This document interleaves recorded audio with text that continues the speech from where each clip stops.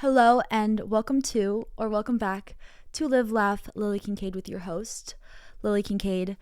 I cannot believe it is the second to last day of the year. If you're watching this live the day I post it, this is our last episode of 2024. It is currently Monday, December 30th, which is just wild to think about. It's wild to think about. 2024 has been a year. I don't know about y'all. You can tell me in the comments below, but 2024 has been a year. It's been hills, it's been valleys, it's been good, it's been bad, it's been everywhere in between. Overall though, there was a lot of lessons learned and there's a lot of growth. And so for the final episode of this year, I thought I would share with you 24 things I've learned in 2024. Before we get into all of the lessons I've learned, we're going to start off with a quote, which is what we always do here at Live, Laugh, Lily Kincade. And today's quote is very short and sweet. It's by Leonardo da Vinci, and it is, "Learning never exhausts the mind." Leonardo da Vinci, learning never exhausts the mind. Because, I don't know, I love learning lessons. And I think if you can, not that I love learning lessons, obviously lessons sometimes are not very fun to learn, but something I've come to, my mindset, I guess, that I took from this past year that I'm taking with me is, you know what, there's always something to learn. No situation ever truly goes to waste because there's always something to be learned, and that's like just my new mindset. And that could be one of the points in itself. That's not one of the points, but you know, you never lose. You never lose. You always have something to gain in every situation, no matter if it is good, bad, like you're growing as a person, and getting uncomfortable and getting outside of your comfort zone is how you grow. So without further ado, let's get into 24 things I've learned in 2024. I have a little list on my phone, nice and cute. I'm in my cheetah. I love, like, is this cheetah or leopard? I need to know. I can't believe I don't know, but whatever, this leopard, baby. I love it. This is my favorite dress in the world. And I have blue eyeshadow, which I haven't worn in forever, but I just felt like being a little fun today to celebrate the last full day of the year. Because technically, like, tomorrow, like Tuesday the 31st, is like, people are like, it's New Year's Eve. So it's like, but I feel like I'm already in 2025. I feel like I'm locked in. And I love it. I love feeling like I'm locked in. Okay, we're getting into it. Number one, the truth will always come out. The truth will always come out, whether you like it or not. So every decision you make, keep that in the back of your mind. The truth will always come out. If you're going to tell a lie, like, would you be okay with the truth coming out? Is it a white lie? Is it a lie to protect somebody's feelings? Or is it detrimental? The truth will always come out. About people, about their true intentions, about just everything. The truth will always come out. Simple, but sounds basic, but no, the truth will always come out. Time and time again, people cannot hide. The truth will always come out. Number two, there is freedom in forgiveness. The amount of years I was bitter and angry, and I honestly cannot even tell you, like, I prayed for that. I was like, God, I just want to forgive this person. I don't want to feel this bitterness. I don't want this resentment to eat away at me. And I can say it was God that took that away. So if you're somebody who feels a lot of bitterness or hatred and you're like, I don't want to be feeling those feelings, because truthfully, you're letting that thing get a hold of you, ask God to help you with forgiveness. There is freedom in forgiveness, and it's almost like releasing that person or releasing that thing, releasing that chapter of your life and no longer being tied to it. And I used to think, oh, forgiveness is for people that are weak, or like people that forgive or pushovers. And no, there is so much power in forgiveness and so much grace in it. And it is actually like, it takes a very strong person to be able to forgive. So that's number two. Number three, it's cool to care. It is cool to care. It is cool to be invested. It is cool to celebrate your friends. It is cool to care about not only other people, but yourself and about life. It is cool to get excited about even the littlest of things. This past year, I feel like I've really been like not ashamed to be excited over something. Even if like, quote unquote, it seems like, oh, it's just a little thing. I'm like, you know what? No, it's a big deal to me, and it's cool to care, period. There's also a really good song by Leon, and I think it's like a voice memo that's on one of her albums. It's so good. I think it's called Cool to Care. I think it is something like that.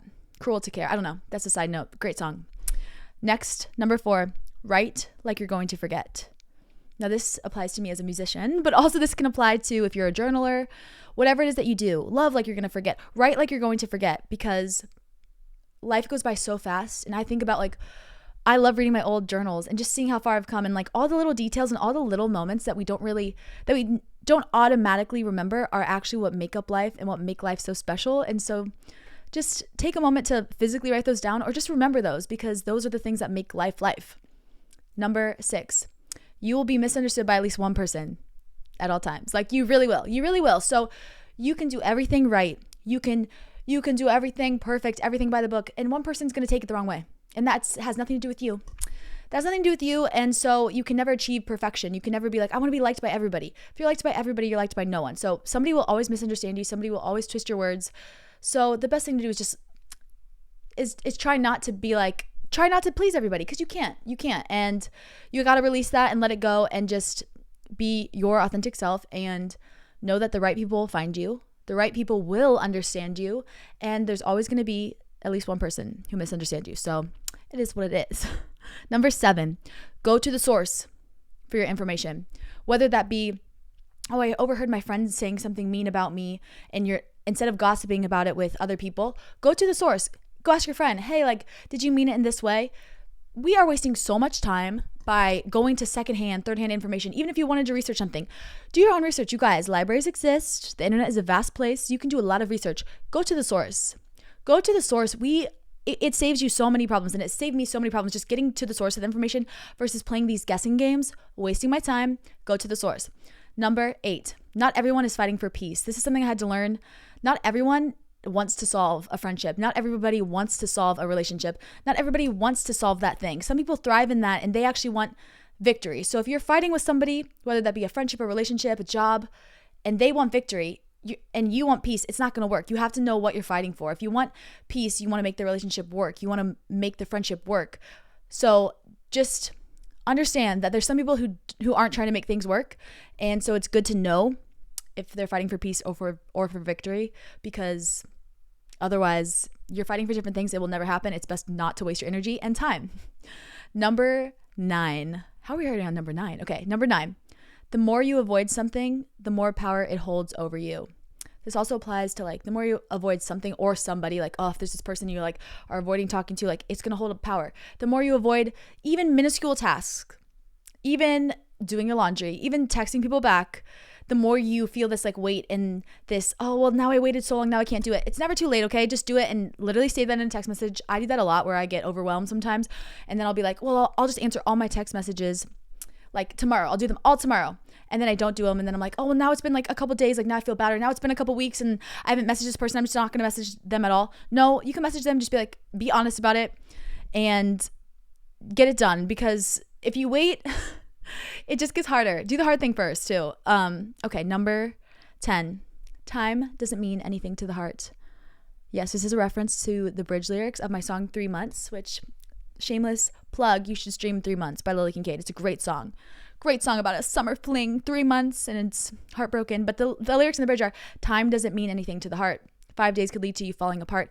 Time doesn't keep track of what's going to grow when you go down that road. And I just kind of learned that a lot this year. I was like, some of my most precious memories, most precious moments were things that were really short, or seasons of my life that were little chapters that were really short. And I wish that I kind of, I allowed myself to not compare them or not think less of them because they were short or they were short-lived. Time doesn't mean anything to the heart. You can feel a lot in a short period of time, and just to not doubt those feelings. Don't let anybody talk you out. Oh, how could you be upset over that? How could you do that? Time doesn't mean anything to the heart. Number 11, change your company to change your life. You become the top 5 people who you surround yourself with. It is a proven fact. And if you want to change your life, you have to change your company. You have to be whoever you are around. If at any moment somebody was like, you have to switch places with that person, and if you would not be okay with that, you need to change the people around you. People who motivate you, people who call you out, people who inspire you to grow, because you are the company you keep. It's true.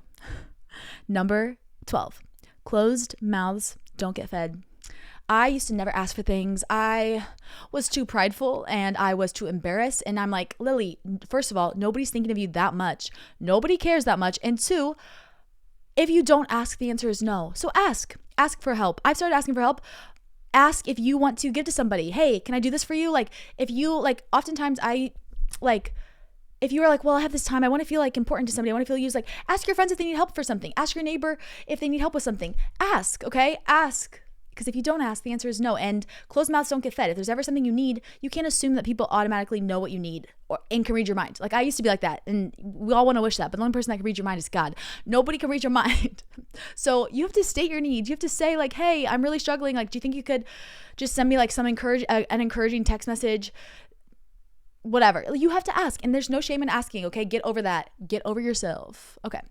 Number 13, reading a book is always better than watching a screen. I stand by this. Sometimes I'm like, sometimes you need to chill, you need to escape, you need to zone out. And as much as I love a good movie, if you can summon up enough energy to like read a little bit of a fiction book or any type of book, it will recharge you in a way and recharge your brain in a way that is very different from watching a screen. And I just love reading books. I love reading books. And this is your sign. If you're randomly watching this is your sign. You're going to do a lot of reading in 2025. I just sense it. You're going to become a big reader in 2025. I'm very excited for you. Very excited to see what the future holds. Okay, number 14. The way people treat you is a reflection of them. Period. We can only express what we have inside of us. And so how people treat you is what is inside of their heart. I always say like whatever is on the inside of you, beauty comes from the inside out, and like truth comes from the inside out. Whatever is in your heart is what will be expressed outward. So just remember that how people treat you is not about you. It's about them and how they view themselves. Oftentimes people can only love others as much as they love themselves. And a lot of people sadly don't love themselves. And so they project that out to others with hatred. And it's really sad. But I just want you to know that,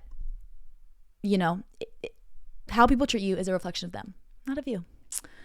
Number 15. God knows what is best for you. That's the truth. God knows. Not like God knows, but like God. Father God knows what is best for you. Even when you're like, oh my gosh, like you have that. Okay, so that voice inside of you that like, oh, I shouldn't do this. Like that's God. That's the Holy Spirit. That's God. And it's telling you, okay, Lily, you shouldn't be doing this. Or like, I've had to learn that where I'm like, oh my gosh, like my Holy Spirit was right. I knew. And I was like, no, be fine. God knows what is best for you. Number 16. Money cannot buy deep, meaningful relationships. I've seen this a lot with people where they try to impress people. And truthfully, like you see some people who are I've just seen it. And you've seen people who are incredibly wealthy financially, like physically, like money, paper, money. And they're some of the saddest people because they don't have any deep, meaningful relationships. And so this is just something I kind of learned because I was just thinking a lot about how you can pretty much buy everything but deep, meaningful relationships. So what therefore has the most value in life? Deep, meaningful relationships. So prioritize your deep, meaningful relationships over money because you cannot buy deep, meaningful relationships no matter how much money you have. So that should be a priority, Okay, number 17. A friend who holds you accountable cares more about you than friends who say nothing, than a friend who says nothing. This is something that I've learned recently, and I've been so grateful to be surrounded by people that will call me out like, hey Lily, like this is like, you're better than this. Don't do that. And I love it. And I just feel so grateful because in the past, former me would have been like, oh my God, like they don't like me. They're mean. And now I've grown up and I'm like, you know what? People who want the best for you, who call you out, those are the people who care about you the most, who know the version of you that is the best version of you, that is successful, that is the best friend, that is the best person, the best daughter, the best girlfriend, the best wife. Like people who call you out, who care about you enough to tell you things, like are the people who are really there for you. And so I've learned to embrace that, like embrace people that are holding you accountable. That is so valuable. Do you guys not know? The world is surrounded by yes men, yes people. If you have somebody that calls you out, that genuinely sees the best in you and wants you to be better so you get to that version of yourself, keep them in your life and be grateful for them and tell them you love them right now. It's true. Okay, number 18. If you wait for motivation, you will not get anything done. I've felt this so much, and I've waited to the last minute a lot this year to do things because I've been like, well, I'm going to get inspired and it'll be so much easier for me to just go at it when I'm inspired. And I'm like, Lily, that never happens. The key is action. You have to take action, and inspiration will follow action, and so will motivation. If you do something, right? So say going to the gym is the best example when you apply this. No one really wants to go to the gym. You're always like, oh, I don't have time. I don't want to I'll do it later. You're never really motivated to go to the gym. But I literally just have to put my workout clothes on, put my tennis shoes on and be like, okay, I'm on the way to the gym. I'm taking action. And then once I put my music in and I'm feeling myself, then I'm like, okay, now I'm kind of motivated to run. Now I'm kind of motivated to do my little workout. And then I get inspired because I'm like, oh my God, I feel so good. I can't wait to do another workout tomorrow. You have to take action. Do not wait for motivation. Action is the first thing you should do and everything else will follow. Okay, we have a couple more. Number 19, you need someone mentoring you, someone holding you accountable, and someone you're mentoring at all times. This was a new thing I learned. I learned this today, actually, at my church. the pastor was preaching, talking about how this is something so important. A lot of times we're so isolated, not a lot of times, but in this society it feels so isolated right now, where, you know, we're isolated generationally is kind of what he was talking about. How, you know, we have the Gen Z and we have the millennial and we have this and Gen X and all these different separations where you're not getting like, I remember being younger and like being with my grandparents and learning so much from them. And we've kind of completely isolated our whole culture. And this really just kind of, this is something new, but this is just a word to ponder on, to think on. Like, you need older people around you who can pour wise counsel into you. You need peers around you that will hold you accountable. And you also need people looking up to you, because oftentimes you become the best version of yourself when you have no choice but to be the best version of yourself, because you're influencing other people. And I don't know, that's just something I've learned. And I feel so fortunate and lucky. I have a ton of friends that are older than me, that are experienced in other areas of life that I'm not. And I feel so lucky that I have them to look up to, as like what a role model they are, you know, as a mom, as a business owner, all these different things. And I don't know, that's just something that I was like, okay, I need to add that, because that's something I learned today that was, wow, like that's my mindset for 2025. Okay, we have a couple left. Number 20, you have so much to be grateful for, Lily. You have so much to be grateful for. Even when you don't feel like you do, you really do. Take a moment every single day, take a moment and be like, you have so much to be grateful for. And honestly, I think gratitude is the key to everything. Gratitude is the key to everything, because nothing here is ours. We are not promised tomorrow. Every single day, I'm like, you know what? We woke up today. We did not have to wake up. We don't have like something that's like, okay, you're going to wake up every single day. We don't know. Life is long, but we don't know how long. And so I'm grateful. Number 21, talk to strangers. You never know what you're going to learn. You never know who you're going to meet. You never know whose life story. You never know who you're going to inspire. You never know. So talk to strangers. Number 22, you never lose when you do things from a place of love. Ever. You never lose. That's simple. You never lose. 23, you're allowed to change your mind. And that's something I've done a lot of changing this year. I've changed my mind about a lot of things. And I feel like for a while, our culture was kind of like, oh, once you pick a side, you're stuck. Or once you agree this, you can never change your mind. Or people will be like, hypocrite. No, you're allowed to grow and change your mind. You're allowed to change your hair. So why can't you change your mind when you learn new information and new things come to light? Period. Last but not least, number 24, giving to others is the best gift you can give to yourself. It really is. It really is. Giving to others is the best gift you can give to yourself. No explanation needed really for that. But there's no better feeling than giving to others, because we were made to give. We were made to give others. We're made to support each other and to be intertwined. And so giving to others is truly the best gift you can give to yourself. So that's it, y'all. Those are the 24 things I've learned in 2024. I can't believe, I guess I'll see y'all in the new year, right? Because next Monday's episode, it will be January. I haven't processed that yet. I haven't even made my scrapbook for 2024 yet. So that's crazy. Anyways, I hope you guys like this episode. Let me know your favorite lesson that you learned, or let me know, you know what? No, comment a lesson you learned this year, because I want to know. We're learning and we are inspiring each other. So yeah, make sure to subscribe, leave it 5 stars, send this to a friend too, because you know what? Like I said, we are here to live life together. We're not meant to do life alone, and we have to help each other out and support each other and motivate each other. And yeah, so let's end it with the affirmation. Today is a wonderful day. I'm confident because I am a problem solver. I always have options because I choose to be optimistic. Today I will learn something new, laugh, and make a difference in someone else's life. I love y'all so much, and I'll see y'all in 2025.